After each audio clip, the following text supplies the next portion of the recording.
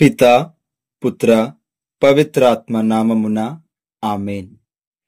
క్రీస్తునాథుని యందు మిక్కిలి ప్రియమైనటువంటి దైవ ప్రజలారా, మీ అందరినీ కూడా తపస్సు కాలం వాక్య ధ్యానాంశానికి ప్రేమతో ఆహ్వానిస్తూ ఉన్నాను.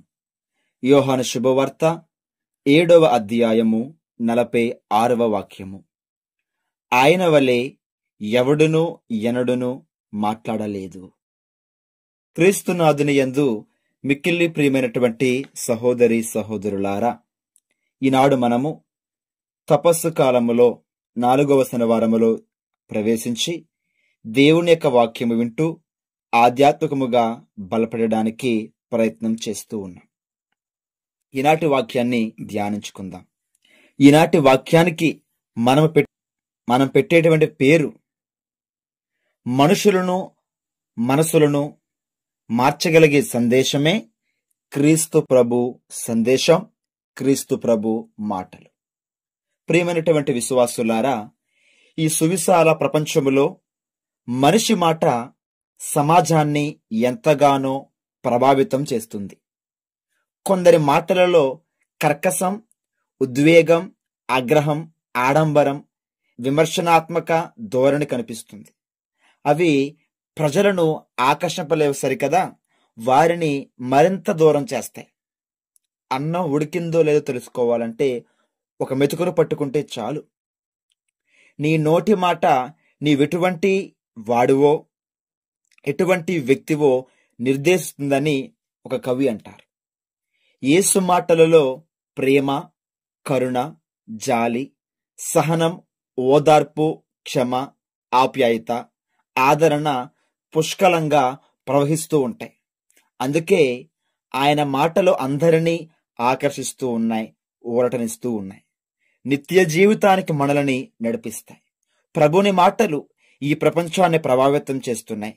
నాలుక చూచి శరీర ఆరోగ్యం చూచినట్లు నాలుక నుండి వచ్చే మాటలు విని ఆధ్యాత్మిక ఆరోగ్యాన్ని తెలుసుకోవచ్చు.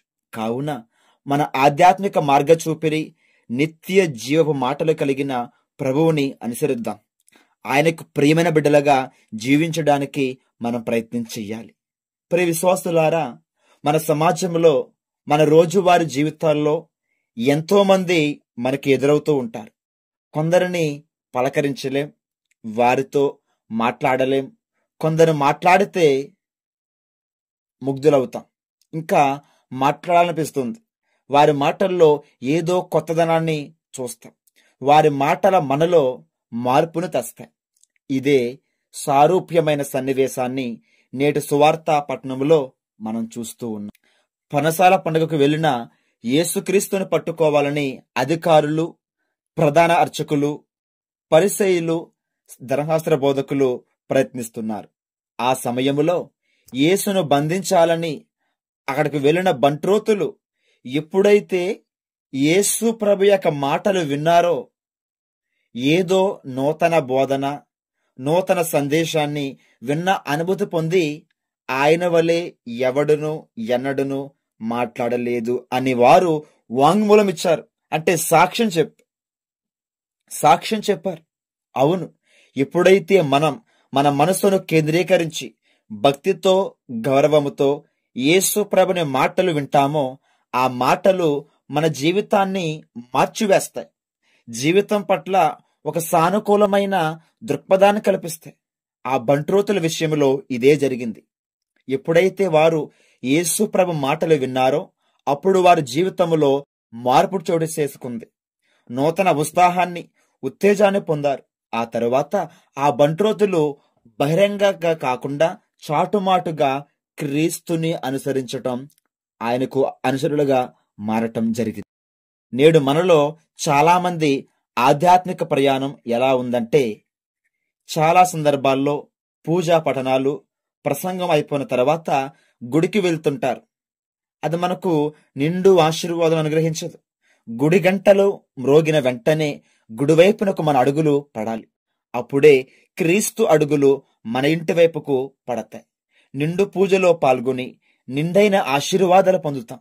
ఈ రోజుల్లో నీవు నేను మనమంతా ఆ క్రీస్తు మాటల్లోని శక్తిని చూడాలి. ఆయన గుండెల్లో ఉన్న దయను చూడాలి, ఆయన చూపులో ఉన్న కరుణ చూడాలి అంటే క్రీస్తు మాటలను మనస్ఫూర్తిగా ఆలకించాలి, ఆదరించాలి, అంగీకరించాలి. ఎప్పుడైతే ఆ దేవుని యొక్క వాక్కుని పరిపూర్ణ భక్తితో, గౌరవంతో ధ్యానిస్తామో ఆ వాక్కు అయిన దేవుడు మనల్ని దీవిస్తాడు, మారుస్తాడు, మన కుటుంబాల్లో జీవిస్తాడు. ఆ బంట్రోతుల జీవితాన్ని మార్చిన క్రీస్తు మనలను కూడా మార్చాలని ఎదురు చూస్తూ ఉన్నాడు. మరి మనము ఆయనను ఆలకించడానికి, ఆయన మాటలు వినడానికి సిద్ధంగా ఉన్నామా అని ఒక్కసారి మనల్ని మనం ప్రశ్న వేసుకుంటూ, ఒకవేళ తయారు లేకపోతే ఈ తపస్సు కాలంలోనైనా క్రీస్తు ప్రభువు తన సేవకుల ద్వారా, తన గురువుల ద్వారా, యాజకుల ద్వారా, దైవ ప్రజల ద్వారా అందించేటువంటి తన మాటలని ఆలకించి దేవునికి దగ్గరగా జీవించడానికి ప్రయత్నం చేద్దాం. అటువంటి కృప మనందరికీ ప్రభు అనుగ్రహించునుగాక. ఆమేన్. ప్రభు మీతో ఉందురుగాక, మీ ఆత్మతో ఉందురుగాక. త్రిత్వేక సర్వేశ్వరుడు, పిత, పుత్ర, పవిత్రాత్మ దేవుడు మనలందరినీ దీవించి కాచి కాపాడునుగాక. ఆమేన్. God bless you all.